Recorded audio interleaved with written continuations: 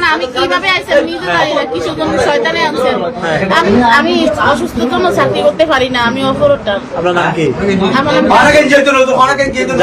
জানালাম কলোনিতে থাকি। এখানে আমার দেখছেন কিন্তু আমার খারাপ কিছু কেউ দেখে নাই আজ পর্যন্ত। খারাপ কিছু না দেখলে এখানে কেন? এখন আমি কিভাবে আইছি নিজে জানি না, কিছু কোন শয়তানে আনছেন। আমি তাই একদম আমার বলছিল যে হুজুরের সাথে কথা বলো, মসজিদের ইমাম সাহেবের কথা বলো, তোমার কিছু টাকা উঠে দিলে তুমি চিকিৎসা করতে পারবে। তো ওনার সাথে আমি কথা বলছিলাম, বলছিলাম মতন উনি বলছে জুমার আগে আইছি। আমি জুমার আগে আসতে পারি না, আসরের আগে আইছি। আর ওই মানুষই বলছে আর আমার কিছু টাকা দিচ্ছিল, ওই মানুষে দিচ্ছিল। তাই ওই টাকা দিয়ে আমি ওষুধ কিনে খাইছিলাম, আমি চাকরি করতে পারি না। তাই এরপর দিন সকালে আমার ডাকছিল, আমি যার সাথে কথা বলে 2 বছর ধরে ওর লইগে তাবিজ দিবা। আমার একটা ছবি আছে হুজুরের, তোমার একটা ছবি দিছিলাম।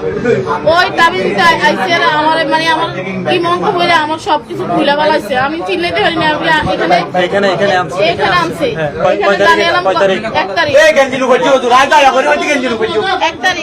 জানিয়ে এলাম আঙ্কেলের বাসায় এনে। তো জানিয়ে এলাম আঙ্কেলের বাসায় এনে, ওই জন্য আমি চিনলে না, আমার কি মাস মন যায় চিনলে না। ওনাকে বলছি আমি চলে যাই, আমি এগুলা করার জন্য আসি। উনি বলছে আমি 6 মাস করতে পারি না, আমার বউ স্ট্রোক করছে, উনি আমার ছাড়ে না। আমি কি করবো? তারপরে আমি না করতে ওইখানে একটা ফিরোজ নামে একটা দোকান আছে না, ফিরোজ ভাইয়ের দোকান আছে না, ফান্ডার কাছে ওই ফিরোজ ভাইয়ের লোক আমি শেয়ার করছি কত টাকা। রমজান মাসের দিন এটা মসজিদের ইমাম সাহেব এটা করা উচিত। কই ভাই আমি একা তাই আমার শতগুলো আর আমি কাম শেয়ার করছি।